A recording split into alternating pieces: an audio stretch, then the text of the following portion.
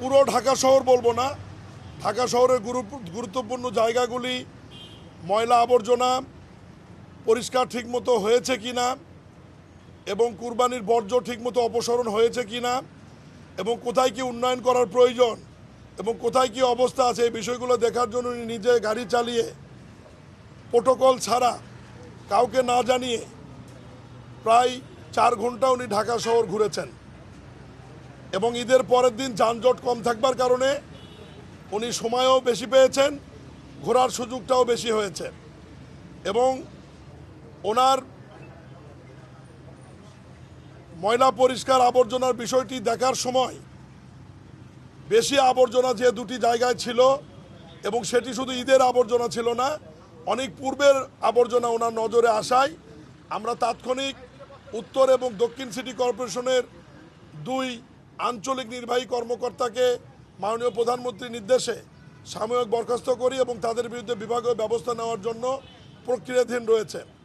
এর বাইরেও গতকাল দক্ষিণ সিটি কর্পোরেশনের নির্বাহী প্রকৌশলী কিবরিয়াকে আমরা সাময়িক বরখাস্ত করেছি এবং তার বিরুদ্ধেও বিভাগীয় ব্যবস্থা নেওয়ার জন্য প্রক্রিয়া চলছে। মাননীয় প্রধানমন্ত্রী 2 সিটি কর্পোরেশনকে ময়লা আবর্জনা অপসারণ, পানি নিষ্কাশনের স্থানগুলি পরিষ্কার এবং ডেঙ্গু মশার লার্ভা উৎপাদন হয় এই রকম জায়গাগুলোকে দ্রুত সময়ে পরিষ্কারের জন্যে 48 ঘন্টা সময় বেঁধে দিয়েছিল, যে সময়টি গতকাল শেষ হয়েছে এবং আজকে আমাদের মন্ত্রণালয়ের 20টি মনিটরিং টিম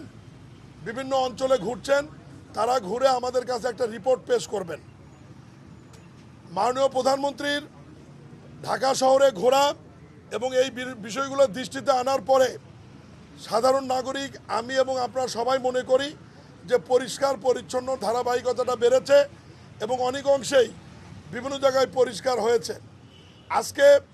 আমি গুলশান লেক, বনানী লেক এবং হাতিরঝিল লেক, যেটা রাজুকের অধীনস্থ, পরিষ্কার পরিচ্ছন্নতা কিভাবে হচ্ছে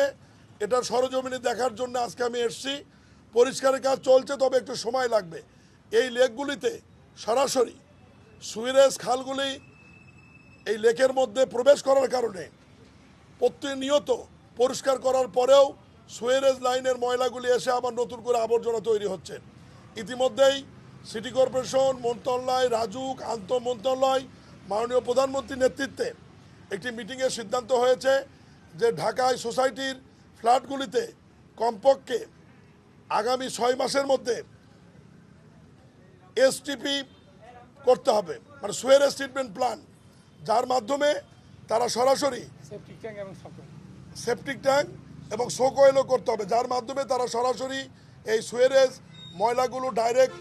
ড্রেনে না ফেলাতে পারবে না এবং ড্রেনে গেলে এটা আবার লেকে যাচ্ছে। ফলে লেকটি আমরা প্রতিনিয়ত পরিষ্কার করার পরেও আবার আগের অবস্থানে ফিরে যাচ্ছে। আমি শুধু আপনাদের মাধ্যমে মাননীয় প্রধানমন্ত্রী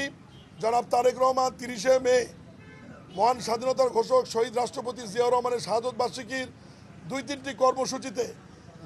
ঢাকার নাগরিকবাসীর উদ্দেশ্যে উনি বলেছেন যে শুধুমাত্র সরকার, সিটি কর্পোরেশন, রাজুক দায়িত্ব পালন করলেই হবে না, এর পাশাপাশি নাগরিকদের সহযোগিতা উনি চেয়েছে। আমি ঠিক তারই ধারাবাহিকতায় আপনাদের মাধ্যমে ঢাকাবাসীকে অনুরোধ করব যে আপনারা আমাদেরকে সহযোগিতা করুন,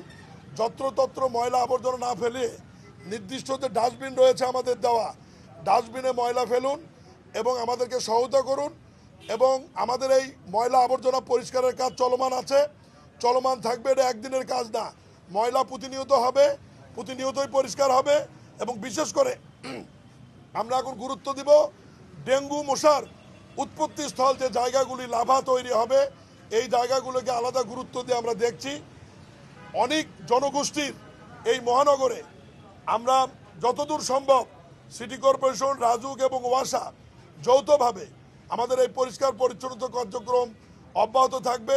শেষ না হওয়া পর্যন্ত, এবং এটা শেষ হবেও না, চলমান প্রক্রিয়া। একটা পর্যায়ে সৌন্দর্য নিয়ে এসে তারপরে প্রতিনিয়ত সেই জায়গাগুলো ঠিক রাখবার জন্য যা যা করার প্রয়োজন আমরা করবো ইনশাআল্লাহ।